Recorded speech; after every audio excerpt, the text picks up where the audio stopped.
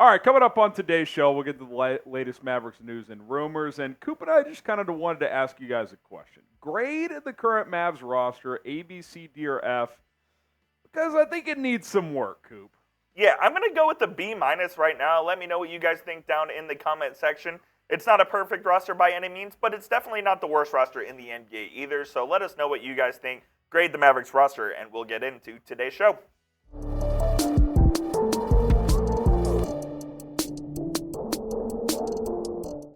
Welcome to Mavericks Today. He's Jeffrey Cooperstein. I'm Harrison Graham. And on today's show, we got 5 trades to improve the Mavericks using their 2027 first-round pick, which is their best draft asset right now. By the way, you see that big icon below me? That's the channel icon. Subscribe for more Mavericks videos.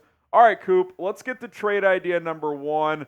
Let's bring an old pal back, Dorian Finney-Smith, for Maxi Kleber and that first pick.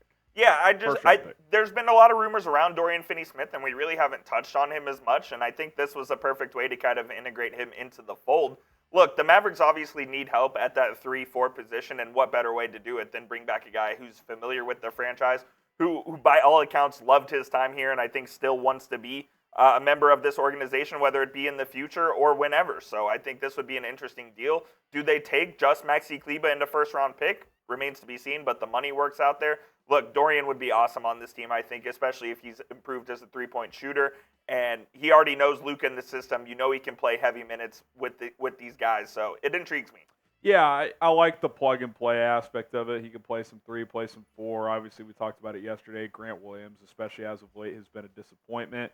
You could bring Doe Doe in here that could take pressure off Williams, who could, hopefully figure things out coming off the bench. You could plug Doe Doe into that starting lineup at the 3 or at the 4. So I think I would sign up for this trade right now because Maxi Kleber has been banged up pretty much the entire season. So Kleber, by the way, he's doubtful for tonight's game, but could be back soon. Might be playing this weekend, so we'll see what happens. We'll see how that goes. It'd be nice if he played well leading up to the deadline. So if you did have a trade with him available to help make a trade work, then obviously that would be nice to show other teams that he's healthy and playing some good basketball. Do you want Doe Doe, Dorian Finney-Smith, back in Dallas? If you do, type me down below. I'd like to see it. Coop would like to see it. If you'd like to see it, type me. Get to our second trade here, and the Bulls are an interesting case study now because they're playing good basketball. They're up to the 9 seed in the Eastern Conference, which should have them in the obviously play-in tournament out east. DeMar DeRozan and Andre Drummond for Tim Hardaway Jr., Josh Green, and a first-round pick. It'd be interesting, and I think the Bulls are a team to watch. Like, do they stand pat? Do they try to add? Do they end up selling some? Or kind of in this case, more like retooling. Like, I don't think they would just completely fall apart this year with this trade. I agree. Obviously, DeRozan's one of their better scorers, but for the Mavs, I would love it. You could make DeMar just like a super sixth man, which he'd probably be an upgrade of Tim Hardaway in that role. And then we've talked about Andre Drummond quite a bit. He'd be a great fit. Andre Drummond was almost a Mav last offseason until he opted into his deal. Yeah, the Bulls are playing good ball, like you said. I believe they're 18-21 right now. They sit 9th in the East, so they're in the play-in.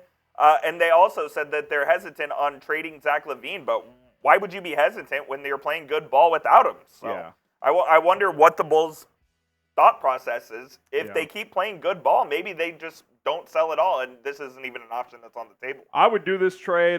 Drummond's been awesome recently, by the way. Even with Vucevic back, they've kept him in the starting lineup. He's averaging like almost 20 rebounds a game. It's kind of been crazy. Josh Green going in this trade as well. Sure, he's like probably the top young asset in this move, but again, you get DeMar DeRozan. I think a guy on a title team that can be a number 3, a number 4. And then Andre Drummond, who fills a vital need to help eat some of those center minutes with Derek Lively. And the nice part about it, too, is let's say Derek Lively hits some kind of rookie wall, Coop, you can start Drummond. Like I said, he's been playing for the Bulls and starting and playing really, really well. So that kind of gives you more than just a quality backup. It gives you insurance for Lively, too, in case he needs to take a back seat at some point. I've always liked the fit of Andre Drummond. I mean, this kind of kills 2 birds with 1 stone, and that's the same for another trade that we'll talk about later where you get your 3rd/4th option on scoring, and then you get your backup big that you so desperately lack. So I really like this deal, and I think this is the type of framework of a deal the Bulls would consider if they're open to selling. Yeah, so we'll see what happens with Chicago. Coming up, we'll take a look at some more Dallas Mavericks trade ideas as well. We got 5 total on the show, but do want to remind you guys about Prize Picks. Today's sponsor is Prize Picks. Daily fantasy made easy. Since basketball has been underway, I've made tons of money, up to 25 times my money, with 6-player entries. And what's fun about Prize Picks is you just pick 2 to 6 players, you pick them more or less, and then boom, you fire your entry away in less than 60 seconds. I got a 3-player entry going tonight. No Luka Doncic, so give me Kyrie Irving to pop off. I think he goes for 31 or more. You know Jalen Brunson's going to want to play well in this building back at the AAC. I like the more on him as well. And since he's going to go off, I'll go less on Julius Randle, who's been cooking recently for the New York Knicks. But hometown kid as well. Yeah, I think if it's a big Brunson game, I'm going to go more on Brunson, less on Randle. That's 10 to win 50 there, 5 times the entry on a 3-player entry. You can get up to 25 times your money with a 6-player entry. You can cross over sports, cross over games. PrizePicks.com/CLNS. Use the code CLNS to get a deposit match up to $100. All right, Coop, let's get to your third trade idea here. Bojan Bogdanovic and James Wiseman for Grant Williams, Rashawn Holmes, in a first-round pick. I think that James Wiseman is going to be one of the guys that's sneakily available at this trade deadline simply because everybody's looking for an athletic big who can still kind of do it all. Yes, it's been a disappointing start to Wiseman's career, but I still think he's going to be kind of sought after. And obviously, Bojan might be the most sought after scorer on the market as well with a player option for next season. He's getting up there in age, but he can still get buckets, averaging around 20 points a game. And the Pistons, again, haven't won since they broke their winning streak. So they're 3 and 35 now or something? 3 and 35. So I mean, yeah, it's a joke. But I think the Pistons will be open for business, and I know the Mavs have had an interest in Bojan before. As far as I'm concerned, ship Rashawn Holmes to Detroit. I'm with you there. You don't have to convince me on that. Oh man, yeah. I mean, again, I like this framework. I still have a glimmer of hope for Grant Williams because he was playing well earlier in the year. But listen, it's if you can get Bojan and Wiseman in a deal for him, I think you probably would have to pull the trigger on that. All right, trade idea number 4. How about Kyle Kuzma? Seems like he's always in the rumor mill. Yes. Playing really well this year for Maxi Kleber, Josh Green, and Seth Curry. Poor Seth. And a first-round pick as well. Yeah, Seth gets moved here again. Someone actually suggested this to me in the comments on Mavericks today, so be sure to leave a comment. Your idea might be coming on the next video. I wasn't really thrilled about the idea of Kuzma, but then I looked more into it. His numbers have been good. He's been playing really well this year, so I actually got his stats here as well. He's averaging over 22 points a game, 6 rebounds, 4 assists.